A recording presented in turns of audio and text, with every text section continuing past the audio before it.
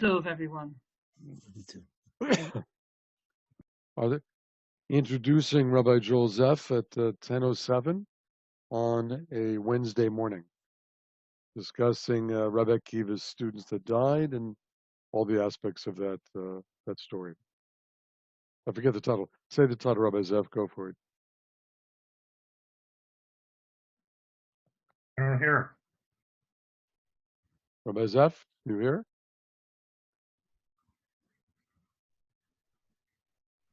Maybe he doesn't have sound. Hold on. Is he muted? He's not muted. We see you, but we can't hear you. I don't see him.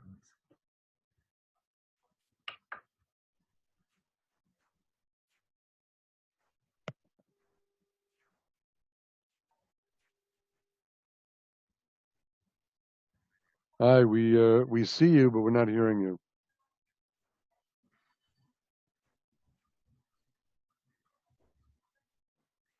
Yeah, you are muted. You're not muted. No, you're not muted.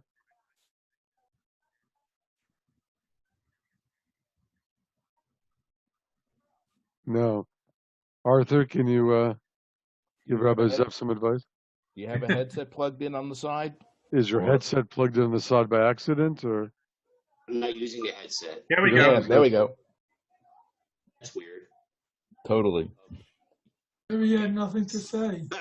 Okay, now you can hear me and see me. Not well. We don't hear you well. Pull your microphone up higher towards you. Yeah, well, it's the computer. So, yeah, how about that? Not great. See, I mean, if I plug in, There we go. it's not going to help. Like, it's working better now? No? Whatever you did last week, we heard very well. I know. I don't know why it's different. Let me try something else.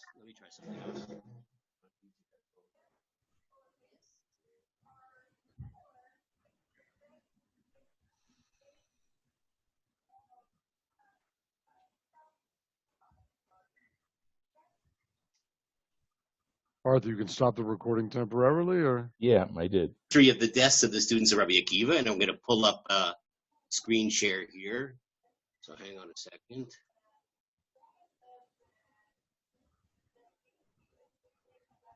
Okay. How's that? Can you see the screen share? Not yet. Not yet. It says. Okay. There we go. Now we got it. Okay, good.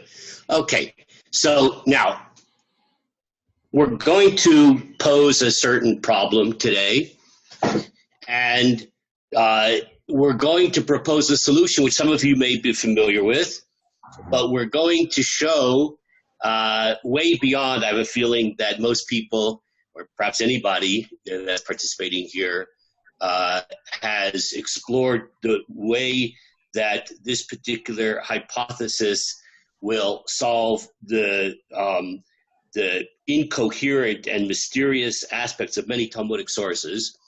And right now this sounds very cryptic, but it's all going to make sense in a few minutes. So let's begin by taking a look in the Shulchan Aruch. So the Shulchan Aruch says the following: Nohagim shelo lisa isha bein Pesach la'atzeret.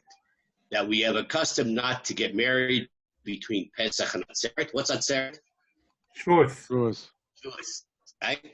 Ad Lag BaOmer, until Lag BaOmer.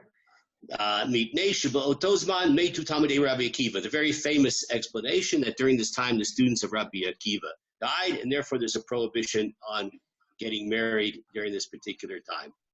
Nohagim shelo listaper ad Lag BaOmer is also custom not to take a haircut during Lag BaOmer. I would certainly love to get a haircut, as all of us would, I imagine. Sha'omrim sha'az pasku melamud. That because there is a tradition that says that that in Lag BaOmer the students of Rabbi Akiva cease dying. Now it happens to be that there are all kinds of different configurations of time frames when these different customs are observed. I don't want to discuss this as a whole separate shiur, but just to see the confusion here without trying to explain it. Ramah, so Rabbi Moshe Isserles, that was the Shulchan Aruch itself. Then Rabbi Moshe Isserles, the Ashkenazi commentator on the Shulchan Aruch, says, Miu b'harbe mekomot nohagim listaper ad Rosh Chodesh Iyar, that there are many communities in which the custom is that you can get a haircut to Rosh Chodesh Iyar. So those of you who are observing this, and you can find someone to cut your hair, or cut it yourself, so you got a couple more days of available time before Rosh Chodesh to cut your hair. Otan, even though this year all the rules are changed, by the way, and major poskim are in all of these halachot because of what's going on with the virus. There are many leniencies. It was very hard to get a haircut before Pesach and etc. So there may be leniencies, but this is under normal circumstances. And those people who are observing the leniency of getting their hair cut into Rosh Chodesh Iyar, so they shouldn't cut their hair from Lag BaOmer and on, right? They started late, so they're going to end late. Even though on Lag BaOmer itself, you can get a haircut. Again, a lot of details here, and exactly what Lag BaOmer is, etc. That's a whole separate topic.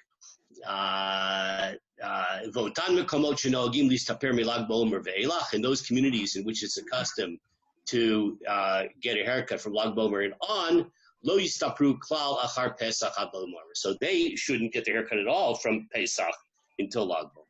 Lo yenagu be'ir achat miktzat minhag zeh or miktzat minhag zeh. You shouldn't have a city that some people do one custom, some people do another custom. Mishum lo titko to do, because of this idea of not dividing up into factions based upon a pasuk in Devarim. So there's a tremendous amount of really interesting issues here, just from top to bottom. I'll just mention a few little things, but it's not really what I want to discuss. So don't ask me too many questions about it. But as some of you may know from past shiurim, it's without a doubt that whatever the involvement of Rabbi Akiva and the rest of the students was in formulating this particular custom, during the Crusades, all the massacres that happened then, during that time, accentuated and may be responsible for the difference between Ashkenazi custom and Sephardi custom with regards to when the mourning period begins. That the Ashkenazi communities which experienced the Crusades, so the mourning customs are primarily after Rosh Chodesh Iyar, because that's when the massacres took place, and the Sephardi communities observe it from Pesach on, because that's based upon the Talmudic story of the deaths of the students of Rabbi Akiva. Furthermore, the idea of a city, you shouldn't have some people observing one thing, certain people observing another thing. That's a really fascinating issue. Again, I'm just mentioning an issue, but not to be discussed today. And that is, as I'm sure you probably are aware of, in the holy city of Efrat, I would imagine that you could probably find every single possible permutation of when to observe the laws of mourning during Sfirat HaOmer, right? By the way, you notice that no one's talking about Sfirat HaOmer here, right? People, it's actually a really horrible thing that unless you get into some kind of Kabbalistic or Hasidic interpretation, there's no connection between Sfirat HaOmer per se and these laws of mourning, right? And unfortunately, people say, oh, you got your Sfira beard, right? As if somehow, like, Sfira is the 9 days leading up to Tisha B'Av, or Sfira is, is some period of, Sfira is a very happy time in a certain sense. It's a time of improvement and growth and a building of excitement and joy towards the giving of the Torah at Sinai. It's not per se a time of mourning. It happens to be that whatever happened during this time period, which we'll discuss today, happened during the period of Sfirat HaOmer. But I just want to point out that the fact that in the holy city of Efrat there are different customs, and what about what the Ramah says here? You shouldn't have a city that some people do one thing, some people do another thing. That's an assumption of when you had Jewish communities which had existed for a long period of time, in which there was a coherent custom which had developed in that city. And whenever we talk about minhag, that's a very important concept, that the notion of minhag has been severely disrupted as a result of the mass geographic dislocation of the Jewish people really from the 20th century up to today. Efrat is a new entity. It's not very old. You have the wholesale destruction, Yom HaShoah yesterday, wholesale destruction of European Jewry, new communities that are being formed in Israel and throughout the world, especially in North America. It's very hard to talk about a coherent community and coherent minhag under those circumstances. Okay. By the way, and don't ask me any questions about this, Rav Ovadia Yosef was a very strong proponent of, like, what do you do when you don't have a coherent minhag? So he claimed that the Mara Da'atra, the chief rabbi of Eretz Israel, is Rabbi Yosef Karo, right, the author of the Shulchan Aruch, and that therefore, in a perfect world, that all Jews in Eretz Israel should observe the Psak Halacha of the Shulchan Aruch, Rabbi Yosef Karo. Of course, that means all becoming Sephardim, which I'm sure Rabbi Yosef had in mind as that was sort of being the ideal. Okay, that's all some of the issues which are raised by this passage in the Shulchan Aruch. What I want to focus on today is when the Shulchan Aruch says, Miknei sheba'oto zman metu talmidei Rabbi Akiva, that during this time the students of Rabbi Akiva died, what is the historicity? What's the historical background of that? And we're going to take a careful look at the passage in the Talmud. I have a feeling that some of you are familiar with that passage, and some of you may be familiar with some of the speculation about what really may have happened, but we're going to really see through really fascinating sources, very, very compelling explanation, which ties together mysterious loose ends throughout rabbinic literature. Everybody ready for this adventure?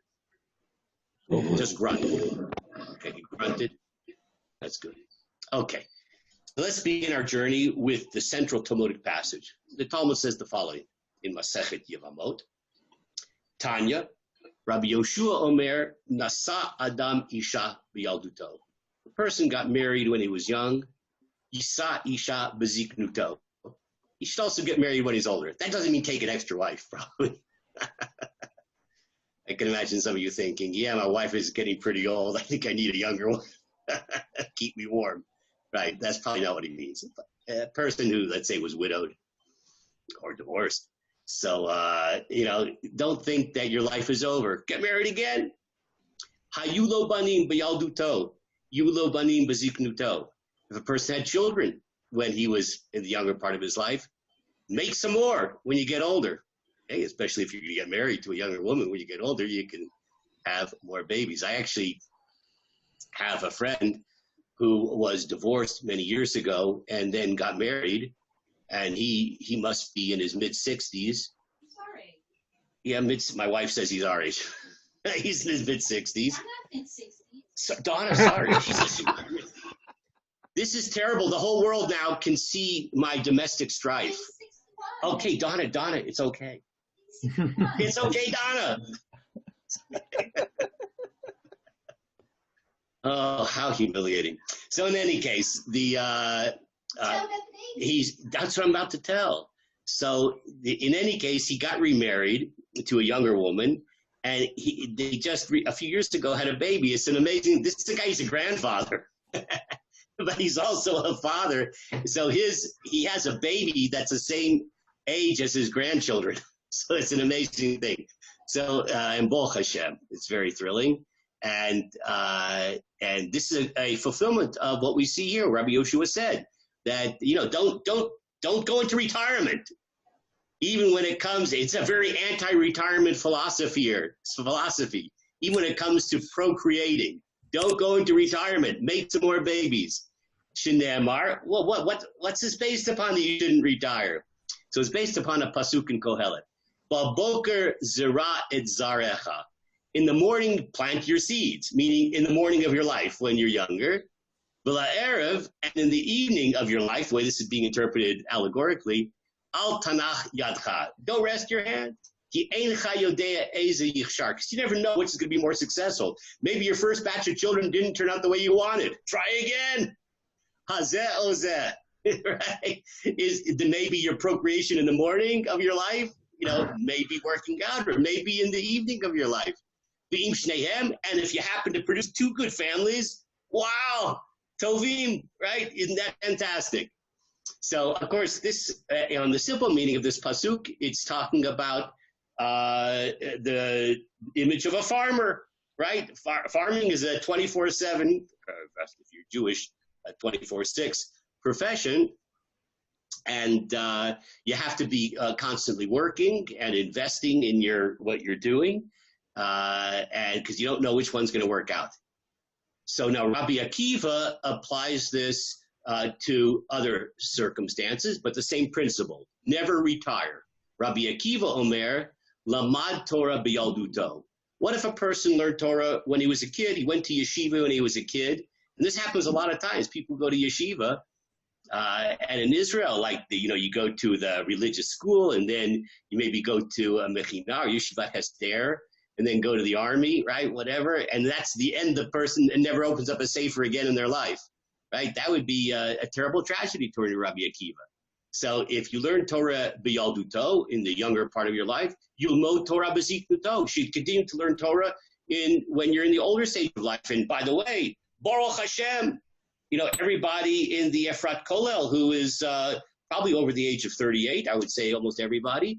So this is the Efrat Kollel is a wonderful expression of Rabbi Akiva's teaching, that don't rely upon whatever you learned when you were a kid. Keep learning. Learning is an ongoing thing. Yomod Torah b'ziknuto. That could even be, that's a kind of a neat idea, Bruce, for marketing the Efrat Kollel. Yomod Torah, Efrat Kollel Efrat, Yomod Torah b'ziknuto. Learn Torah when you're a little bit older. Hayulo Talmidim b'yalduto, looking at the same issue, but from the point of view of being an educator, from the teacher. So if a person had a lot of students when they were younger, Yulo Talmidim b'ziknuto, don't retire. Continue teaching. Get other students when you're in the older stage of life. Shenemar, and he quotes our pasuk from Kohelet. Boker zara zaracha, and in the morning you should plant your seed. In the evening, don't rest your hand. Continue planting, etc. So now, in this connection, the Gemara now tells a story that has to do with the life of Rabbi Akiva, where Rabbi Akiva, in his own biography, implemented this idea of not retiring, that to always be teaching, always be learning. But in this particular case, in tragic circumstances, Amru, they said the following: Shneim asar elef zugim talmidim hayulo le Rabbi Akiva. 12,000 pairs of students Rabbi Akiva had. Migavat ad antifras, it stretched from this geographic swath here. These are names of cities. By the way, this story appears in different collections of Talmudic teachings, and the number radically changes. Here's 12,000 pairs, right? 24,000 students. There's a version of this story that says 600. So I'm just pointing out that, this sounds a little exaggerated, 24,000. It may not be 24,000. It may be fewer, but in any case, Rabbi Akiva was certainly the chief rabbi of his time, probably the most respected rabbi of his time, and he had many students coming from all over the Jewish world. V'chulan meitu b'ferek echad, and all of them died in one chronological time, in one period. Mipnei shelo nahagu chavod ze lazer. It's an extremely famous passage here. Why? Why'd they die?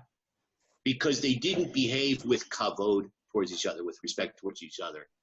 V'haya ha'olam shamem, and the world was desolate of Torah. So Rabbi Akiva, who had built up, the Rebbe Rabbi Akiva himself had a late start as a Torah scholar, and the beginning of his career, he built up this tremendous following of students, and then they died because they didn't show honor to each other, and the world was desolate of Torah. And so what did he do? He fulfilled his own teaching. Don't go into retirement. He could have said, I tried. You can imagine, by the way, a tragic, it's so apropos to yesterday's Yom HaShoah, so many Torah scholars, Rashi Yeshiva, were killed during the Shoah, and those who survived and came to Eretz Israel or came to New York, you can imagine many of them, there was a sense of devastation. That's it. And they, went on with their lives, not necessarily in the world of Torah. And there were others who had been great Torah leaders in Europe who transferred the Torah centers from the European centers to either Eretz Israel, Rabbi Aaron Cutler, and many others transferred those centers into North America or Eretz Israel and rebuilt the world of Torah. Hey, that's exactly Rabbi Akiva. Ad Sheba Rabbi Akiva. So what did Rabbi Akiva do after this devastation? He came, Eitzo Rabotenu Shebadorim. He went to the southern part of Eretz Israel, came to Efrat. We don't think of ourselves as the southern part of Israel, but we are. Okay.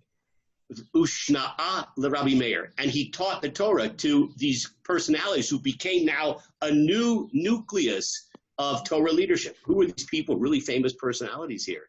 Rabbi Meir, Rabbi Yehuda, Rabbi Yossi, Rabbi Shimon, Rabbi Elazar ben Shamua.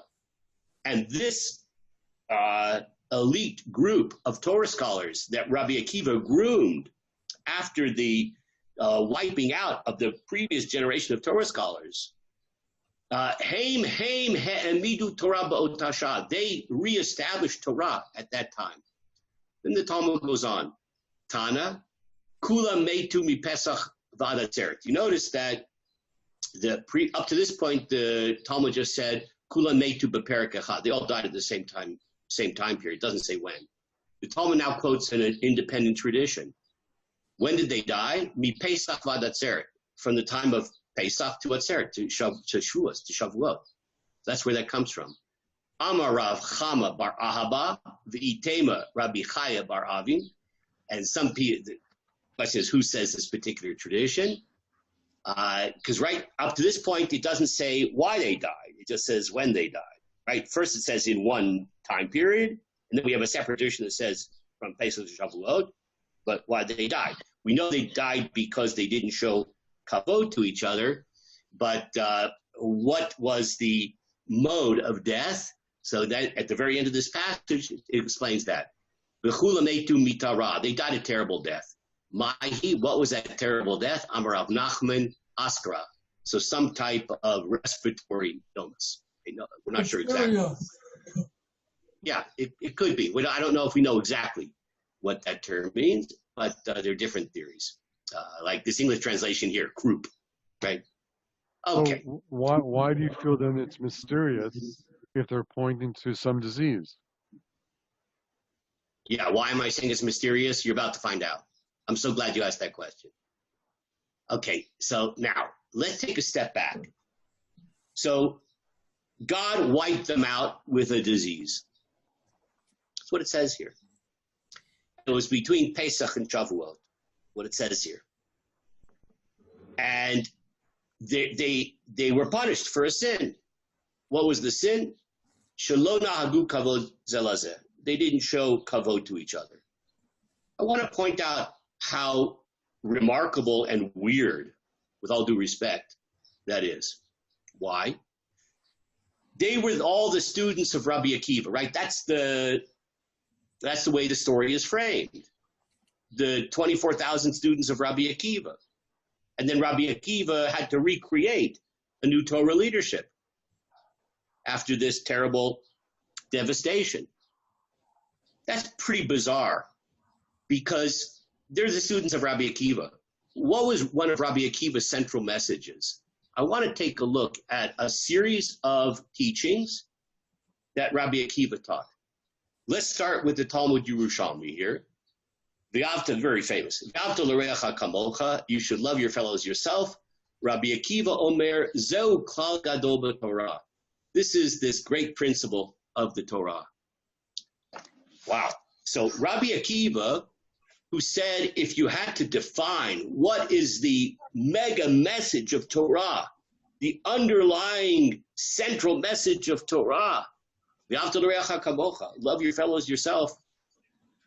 That's pretty ironic that a rabbi, this great leader, whose central message was v'yavta l'reacha kamocha, that his students would behave in a way which was so opposite of that they didn't show honor and respect to each other to such an egregious extent that God killed 24,000 of them?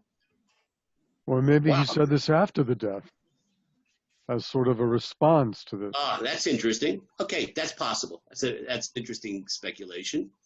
But I don't know if that's true or not. If it's not true, then you can certainly understand we'll see a whole bunch of traditions. It could be we could explain all of them with your explanation that these were all said as a response to what happened. But that would be a big assumption. I would assume that this was a theme of what Rabbi Akiva stood for. So I hope everybody appreciates it. I would call this, if we take this at face value, a tremendous educational failure.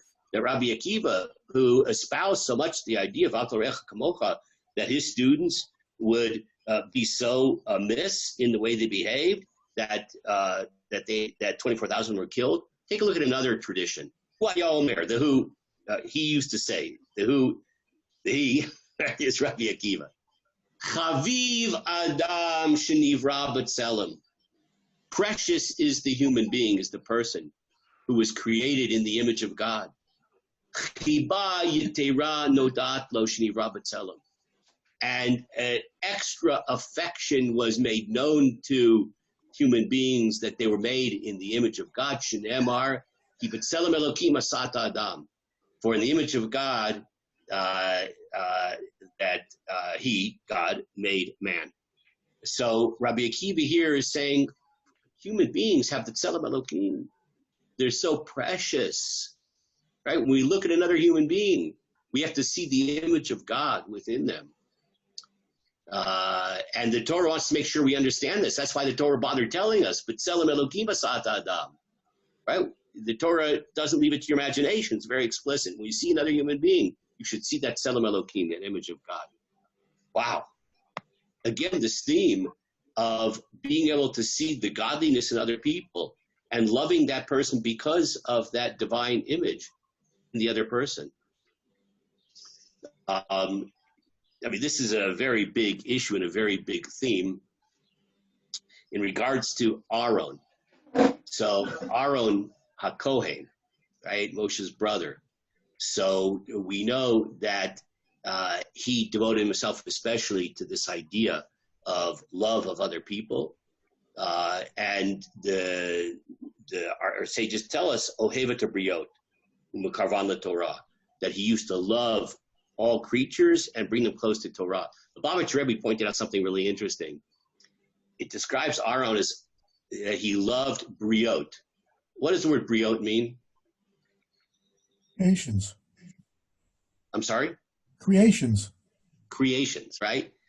You know, it could have said he loved all Jews or he loved all people, but it uses the word Bria, creation, meaning that we don't need to justify our love for another human being. The mere fact that they're a creation of God justifies love. They're created by God in the image of God. That's why it says Briot. He loved them they didn't have to earn love, right? The mere image of God. That's what Rabbi Akiva is teaching here. Let's take a look at another passage, this time in the Talmud Bavli. Tanya, Rabbi Shimon Ha'amsoni, the Amrei La Nehemiah Ha'amsoni. So there's a question about who said this particular tradition. Hayad Doresh Kol Etin.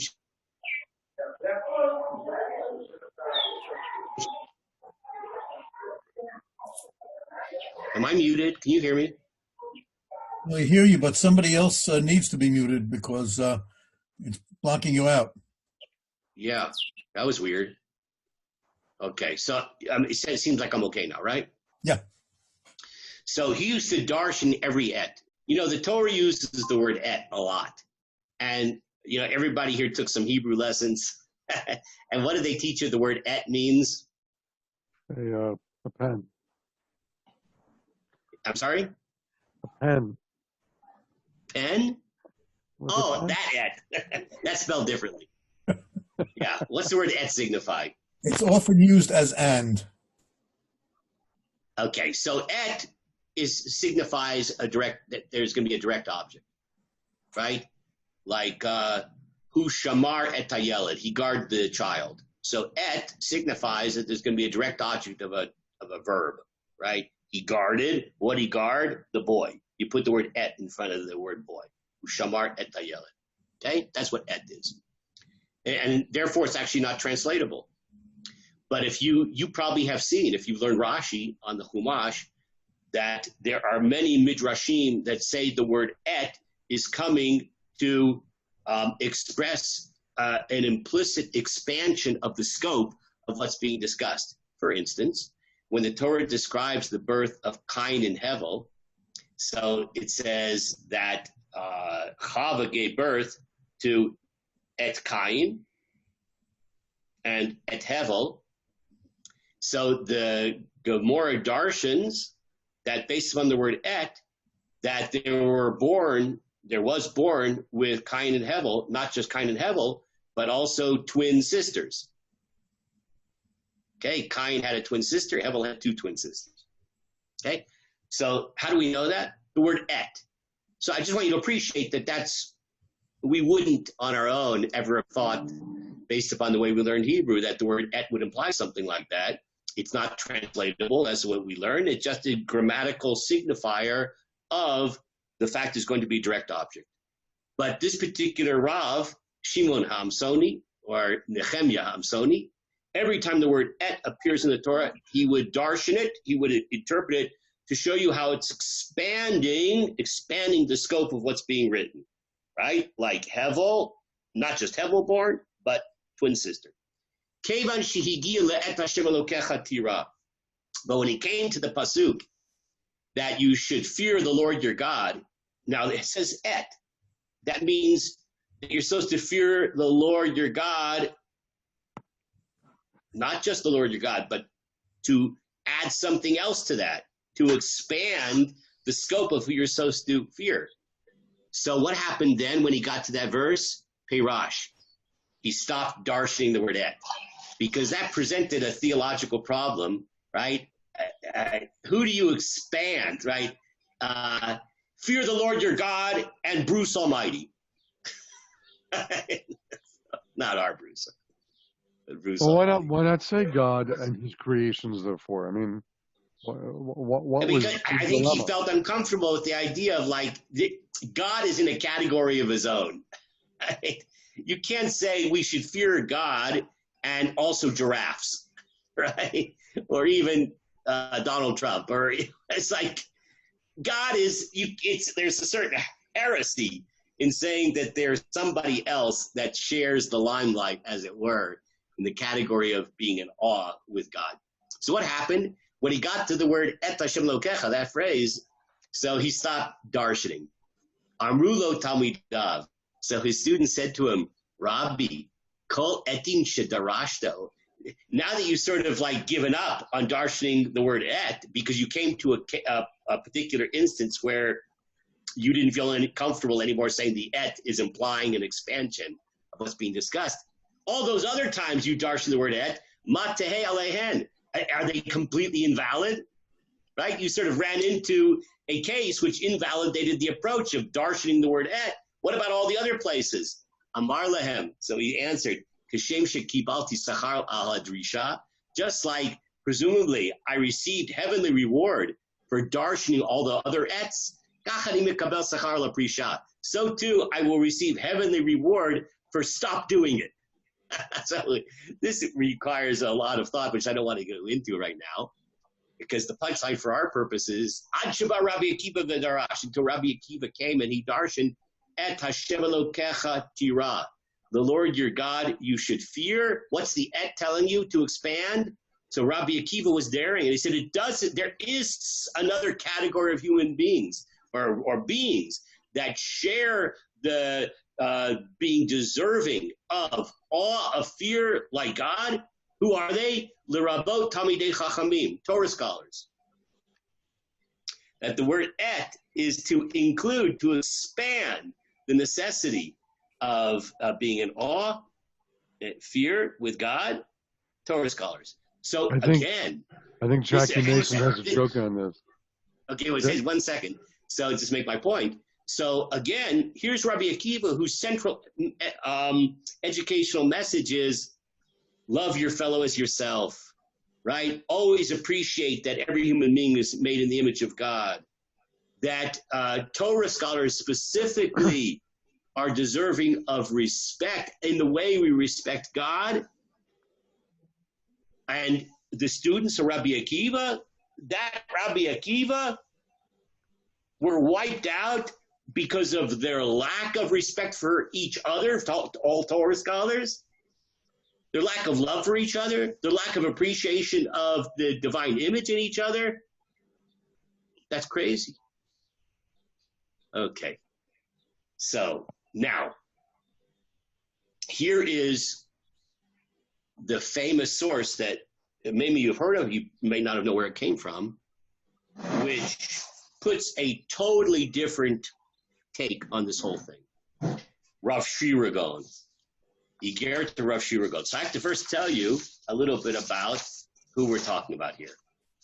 So you may be familiar with the fact that after the Talmudic period, so we have the period of Geonim. These were the title used to refer to the heads of the yeshivot in Sur and Pumbedita, these two great cities in Iraq and Babylonia. And the heads of those academies were called Geonim. Rav Shiragon was the Rosh Yeshiva of the yeshiva in Pumbedita. He lived 906 to 1006. Okay, 906 to 1006. And in general, the period of the Geonim, he's towards the end of the period of the Geonim, stretches from about the year 600 to about the year 1040. It's like the period of Rashi. That's the period of the Geonim. It's a long period. Okay. Now, Rav Shiragon is known, I think he's most famous for this particular work. He was asked a question by Jews from Tunisia. Jews in Tunisia sent them a question, and they wanted to know what is the historical background behind the Mishnah and Talmud. He writes an entire book, which is called Igeret Rav Shiragon, the letter of Rav Shiragon, which in detail discusses the history of the development of the oral law through the Mishnah and the Talmud. So, and this is the most, for historians who are trying to understand how the Mishnah and Talmud came into being, the Igeret Rav Shiragon is the primary and most important source for historical investigation. Very authoritative. Now, let's look at a very interesting sentence in there. He mentions the history of Rabbi Akiva. Look what he says here. V'ha'amid Rabbi Akiva Talmidim harbe. Rabbi Akiva established many students. V'havi shmada, and there was anti-Semitic persecution. Al ha-talmidim shel Rabbi Akiva, concerning the students of Rabbi Akiva. And they died. And then he started again. Right? The story from the Talmud. The only problem is this is amazing. Instead of the story in the Talmud, which says that they died because they didn't honor each other and they were killed through some kind of sickness, he says this word shmad. Shmad in Talmudic, rabbinic Hebrew means persecution. They died in the context of persecution. Now, what's that talking about? Yeah. So let's back up a little bit. And let's talk a little bit about some of the famous role that Rabbi Akiva played in a very important historical event. This is from the Talmud Yerushalmi. Rabbi Akiva hayad doresh darach kolcha b'Yaakov. Rabbi Akiva used to darshan the prophecy of Bilam. Bilam says that there's going to be a star rising from Yaakov. And when Rabbi Akiva would look at that pasuk, he would say, darach kuzba miYaakov, that this is a reference to someone in his own time. Who is that a person? Bar Kokhba. The Talmud calls Bar Kokhba Kuzba, by the way. There's a lot of theories about this, but one of the theories is Kuzba means, like, what's achzava in modern Hebrew? Litachzev, disappointment, be disappointed. So instead of calling him Bar Kokhba, it calls him the disappointment. So Rabbi Akiva presumably didn't use that term. The Talmud is just using that term. Rabbi Akiva would say it's Bar Kokhba. This guy named Bar Kokhba, that's what Bilam was talking about when it says a star will rise from Jacob. It's a reference to this person, Bar Kokhba. Rabbi Akiva, Shaya Roed Bar Kokhba. When Rabbi Akiva would see Bar Kokhba or Bar Koziva here, Haya Omer, he would say, Zeh Melech HaMashiach. That guy walking down the street, that's the King Messiah. He's the fulfillment of Bilam's prophecy of a star, a messianic star rising from Jacob. And take a look what the Rambam says about the role Rabbi Akiva played in the whole Bar Kokhba rebellion. This is year 132 to 135. Rabbi Akiva, Chacham Gadol Mi Chachmei Mishnaya. Rabbi Akiva, the Rambam says, was a great sage at the time of the Mishnah. Hu haya nosei kelav shel ben Koziva Melech. And he used to be the arms bearer of Bar Kokhba. The arms bearer. No one, as far as I know, no one knows of a source of the Rambam for this particular detail, the arms bearer. I couldn't find a source for that. How did the Rambam get that particular detail? It actually might mean supporter. Yeah, so it might be just a metaphor. Yeah. All right, but there's like this literal idea, like arms bearer. Wow. So I have a feeling that you're right about that. And the Ram says Rabbi Akiva would say concerning Bar Kokhba that he's the King Messiah. And he imagined, together with all the sages of his time, that he was Melech HaMashiach, the King Messiah. By the way, that's also interesting. Your English translation says was one of the supporters of King Bar Kokhba. Yeah, that's because since taking it literally, it's hard to understand. So the English translation is kind of, less literal. But the Hebrew actually nosei kelav. Nosei kelav means the arms bearer. Okay, so clearly Rabbi Akiva had the central role to play in this failed revolt against Rome. And as you probably know, that revolt ended in huge massacre of Jews. The last holdout of that revolt was not far from here in Beitar. By the way, Beitar nowadays that you can see from Gush Etzion, a stone throw away from Gush Etzion, that is not the Beitar of the story. It's near. So the historical Beitar, if you drive through Walaja to get to Yerushalayim, and as you drive through the village of Walaja, you see on your left down that there's an Arab village that's called Batir. Batir is Beitar. I would not visit there, by the way. It's not safe. But that's not so far from Beitar and not so far from us. So this is, in our backyard here. Okay, so Rabbi Akiva had this incredible role to play in what eventually turned out to be a huge massacre focused in the city of Beitar. Now, we're going to take a look at very strange stories and how by seeing Rabbi Akiva's role in the failed rebellion against Rome, led by Bar Kokhba, we can understand these sources. Very famous story here from the Gemara. One time Rabbi Akiva was walking along the way. He went to a certain place. He wanted to spend the night in this little town. They wouldn't let him. Now, bear in mind, who's Rabbi Akiva? Rabbi Akiva is the leading sage of his time. He is loved by the Jewish people. And he comes to a town and he needs a place to sleep. And no, sorry, we're full. No vacancy. No one take him in. That's bizarre. Rabbi Akiva?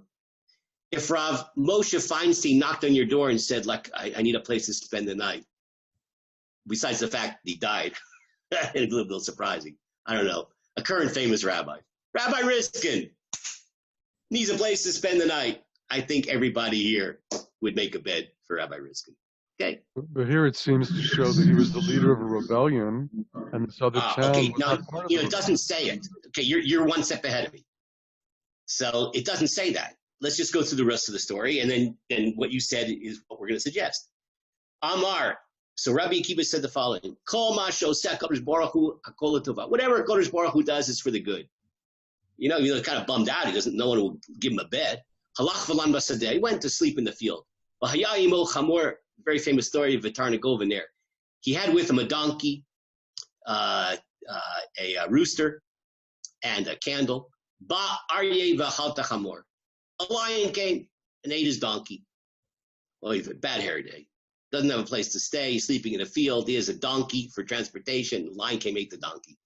Ba chatul v'chalta tarnagol. And he had a tarnagol, right? This rooster. What happened? Cat came and ate the rooster. Sounds like Chad Gadya. Baruach v'chibata ner. A wind came and blew out his candle. Wow. Speaking of bad hair day, everything that could possibly go wrong has gone wrong. So he's sleeping out there. Everything's gone. All his possessions are gone. Amar kol ma shoseh HaKadosh Baruch Hu l'tova. Anything that Kadosh Baruch Hu does must be for the good. What happened?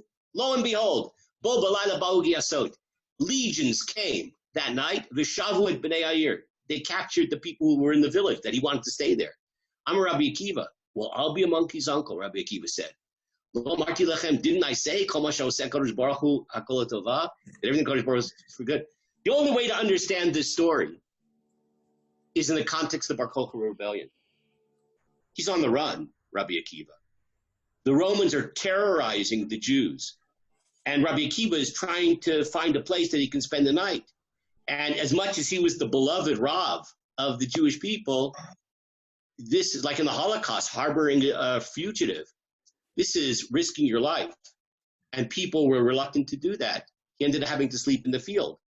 And then when the Giyasot, the legions, the Roman legions came down, they killed everybody. So Rabbi Akiva realized that the fact that he had to spend the night in the field without a rooster and a donkey making noise and a candle illuminating there, he's actually saved his life. Okay? So here we have an otherwise cryptic and very strange story. How come nobody let him in? He had to sleep in the field, etc. So that's explained as reflecting his involvement in the Bar Kokhba rebellion. Let's take a look at another interesting source, which otherwise is very hard to explain. This is from the Tur. Tur says the following. We don't do this custom anymore, as far as I know. Matzati katub minhag. He said he found written a certain custom. Not to work from Pesach until Shavuot, mishkiat hachama ad shachrit. From sundown until sunrise. Why? Why not work during that time? Bishum Talmudi Rabbi Akiva, Shemetu Samuch L'Shkiat HaChama. Because the deaths of Rabbi Akiva, who died towards sunset. V'nik Baru, and they were buried Achar Shkiat HaChama, after sunset. V'haya Am B'Telim Lachan, since the people were involved in burying the dead, so the dead students of Rabbi Akiva, so they weren't working. So in honor of remembering that fact, that they were involved in burying the dead students of Rabbi Akiva, and therefore couldn't work during that time. We don't work during that time. That's the custom. I've never seen anybody do this, but the Torah records such a custom. So if you read this, and you, based upon the normal way we read the passage in the Talmud, it's a little strange that the students of Rabbi Akiva were killed because they didn't honor each other, and they were killed by this disease. It happened to be that the disease killed them right before sundown. And then they were buried that night, and people were involved in the burials of the dead students of Rabbi Akiva, and that's why they couldn't work. If you put this in the context of Rav Shiragon, who says that we're talking about the students of Rabbi Akiva who were killed by the Romans during the Bar Kokhba rebellion, this makes a lot more sense. Because by the way, this happens today. Hamas, they have bodies of Jewish soldiers. And they know that they'll make us crazy. Burial for us is a big deal, having Jewish burial.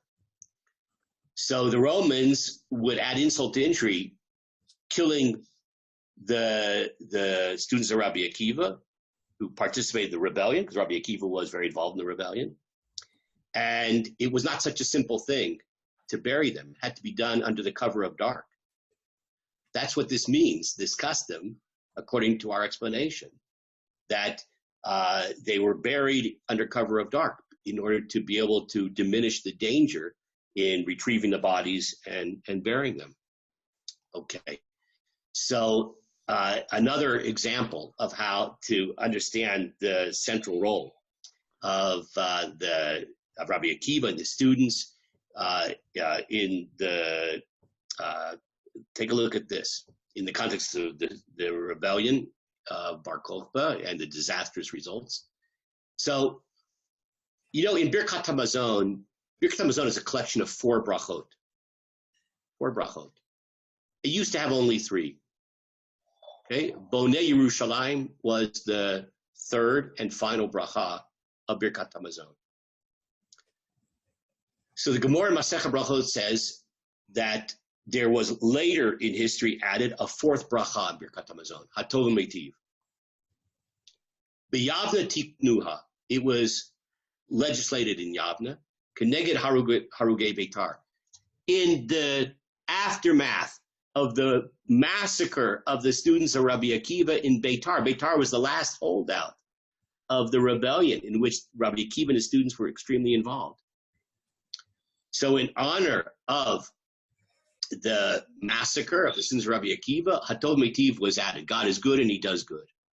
Dama Rav Matna said, Oto Hayom Shenitnu Harugei Beitar Lekura, the day in which the dead of Beitar were to be allowed to be buried, right? The Romans tried to prevent burial. But finally it was, you'll see in a second an explanation of this, a more lengthy explanation. Tiknu b'Yavna, so as when they were finally able to bury them, so they established the bracha of Hatov Meitiv, the 4th bracha of Birkat HaMazon. Shelo Hisrichu, why is it God is good? That's because the bodies didn't disintegrate, didn't rot before they were able to bury them. V'Meitiv, and God bestows good, Shenit Nilakura, that we were able to finally bury them. The fact the bodies didn't rot, that God is good, and the fact that we were able to bury them, God does good. Okay, so that's an expression of how profound this whole massacre must have been, that till this day we have a 4th bracha, Birkat HaMazon, to reflect the fact that we're finally able to bury the dead of Beitar, who certainly included many of the students of Rabbi Akiva. We saw the central role he played. But I just we're running out of time a little bit. I just want to show you the Arbud Arham has a rather a long explanation. Arbud Arham is the central early medieval commentary in the Siddur. I'll just read it in English, so we'll go fast. Beitar was a great godly city with many thousands of Israel. When the Roman Empire became mighty and captured them and they were all killed, the pride of Israel was destroyed altogether. Their corpses were left as food for the birds for a great period of time. This was a great source of shame for Israel until Rabban Gamliel and his court sat in fast for days and expended treasures of money of his forefathers until permission was given to bury them. At that time, he established the blessing, Hatov Meitiv. He is good and Mitzvah is good for this last great goodness. It was established to be associated with a meal, right? It's part of Birkat HaMazon. Why? Since that's a context of joy. Eating is fun. For that reason, the same blessing, we want to celebrate, we have a meal. For that reason, the same blessing is recited over a change to fine wine. You may know this halacha. If you start out drinking grape juice for Kiddush, and then someone brings out a nice bottle of wine, Golan wine, or Gush Etzion wine, you make a bracha, Hatov Meitiv. You make the same bracha over hearing good tidings. Or over when there's rain. So all of those things was established to celebrate the goodness that God bestows upon us, originating from the goodness that we're able to bury the dead students, among them of Rabbi Akiva of Beitar. The Jerusalem Talmud explains the recitation of the blessing and associated with wine as a related but a different image, as an allusion to the blood of the killed being used by our enemies to fertilize their fields and vineyards. This is the meaning of he is good, that the corpses did not rot the whole time they remained on the ground, and bestows good, that they were able to be buried, thus a double good. That's right from the Talmud. It says in the Jerusalem Talmud that Beitar was destroyed, the pride of Israel was destroyed altogether, and it will not return until the son of David will come. This reason the blessing was placed adjacent to the blessing of he rebuilds Jerusalem. You know, they added a fourth blessing, but they could have made that the second blessing or the first blessing or the third blessing. Why the fourth? Because they wanted to put it after Bonei Yerushalayim, because that's a messianic aspiration, and Beitar will be only Batir. All those cousins of ours that live there now, they will exit and we'll build a nice new Jewish neighborhood there when Mashiach comes. So therefore, this Hatom Meitiv, which is made because of the destruction of Beitar, it's that bracha is put after Bonei Yerushalayim because Beitar will be rebuilt when Mashiach comes. Okay, so what we've seen here is abundant sources that can only be explained and understood in the context of Rabbi Akiva and his students' involvement in the Beitar revolt, which ended catastrophically with the deaths of many thousands of people, including presumably the deaths of many of Rabbi Akiva's students. Now, there's a big problem. How do you explain the fact that Talmud itself explains why they died? So, according to Rav Shira Gaon and all these sources that now make sense, they died because they were killed by the Romans in a failed rebellion. Why does the Talmud say they died because Shalom Nahagu Kavod Zelazeh? They didn't show kavod to each other. So I saw in the Sefer Pninei Halacha an amazing explanation. We have to learn a halacha. Tanu Rabbanan. Ein mechabdin lo b'drachim v'lo b'ksharim. We don't show the normal honor when it comes to roads and bridges. Okay, that's a rather cryptic halacha. There's a halacha, it's called lichabed, to honor somebody. So let's say there used to be something called chivalry. And I know the people in the Efrat Kollel still exhibit this. So when you're walking into a building with somebody else, what do? You want to be mechabed the person you're with, especially if it's a lady. You open the door. Does anybody open the door for a lady? That's done nowadays? Yeah, Arthur does it for sure. So that's called lichabed, okay? You don't walk through. You open the door for the other person. And then they yell at you, why are you opening the door? You think I can't do it myself? Yeah, that's a good point. We're in a lose-lose situation nowadays. I hope my wife stopped listening to me. So, so in any case, this Gemara says there are circumstances when showing honor, kavod, is inappropriate. What are those circumstances? Look at the Beit HaBechira, the Meiri. Meiri is one of the most important medieval commentators on the Torah, on the Gemara. Look what he says here. Even though it is proper to honor people, right? Being polite, slow down, open the door, let them go first. There's the bridge. Here, it's kind of narrow. You go first. There are situations where that is inappropriate without any trace of ethical defect. It's not considered to be rude if you don't show proper honor. This is the meaning of Talmudic teaching. We do not grant honor, meaning giving precedence to others, like walking across the threshold, right? On a bridge, meaning in a time of danger. Kavod, chivalry, is inappropriate in a time of sakana. That's the language of the Beit HaBechira. Mipnei hasakana. When there is a very dangerous circumstance, we don't have time or space for chivalry. People are running for their lives, right? You do what you need to do, right? You don't, oh, you first. No, you first. No, you first, right? So the Pninei Halacha suggests that the Talmud, when it tells the story about the death of the students of Rabbi Akiva, it kind of told it in a cryptic way. Instead of saying, we rebelled against the Romans because they're a bunch of jerks and they're murderers and blah, blah, blah, and they killed the students of Rabbi Akiva, but at the end we got over it because Rabbi Akiva raised a whole new group of students. So instead of telling the story as it really is, like Rav Shira Gaon, the real concept of the story is the rebellion of the students of Rabbi Akiva and Rabbi Akiva against the Romans, supporting Bar Kokhba. So it used cryptic reference. What does it mean? Shalom nahagu kavod zelazeh. They didn't show the customary chivalry, honor, respect that normally we would show a Torah scholar. No, you first. But when I used to teach in a yeshiva, so we would always call each other rabbi. It was very strange. Everybody's a rabbi. We're all rabbis, the teachers, and we would never say, hey, Yaakov, can you explain this Gemara to me? Or Yaakov, what are you doing on, for Yom Ha'atzmaut? It was, Harav, or Rabbi so-and-so. Like, why? Nobody else shows us respect. Might as well show respect for each other. Wasn't this also self-censorship?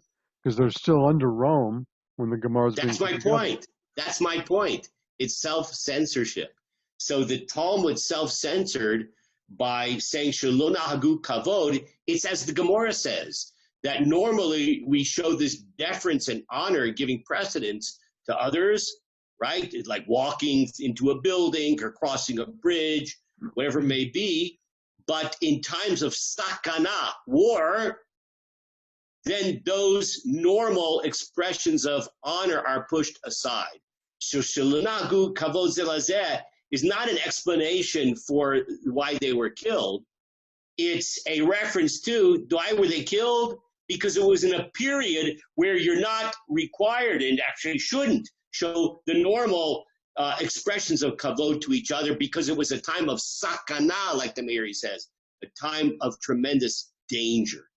So according to all of these sources here, we see a very compelling and convincing explanation that the true historical background of the deaths of Rabbi Akiva has nothing to do with them being disrespectful to each other, that they indeed internalized the message of Rabbi Akiva of showing honor to each other, of loving each other, of seeing the divine image in each other, etc.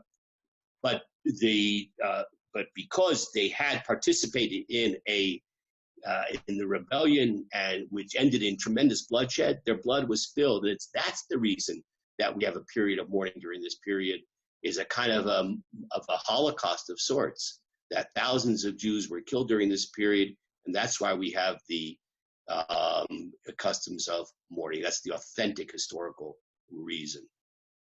And with that, we will end, and Bezrat Hashem, we will continue with another interesting topic next week. Thank you, Rabbi Zev. We'll see you on Yom Ha'atzmaut next week. My pleasure. Take care, everybody. Thank you very much. Sure.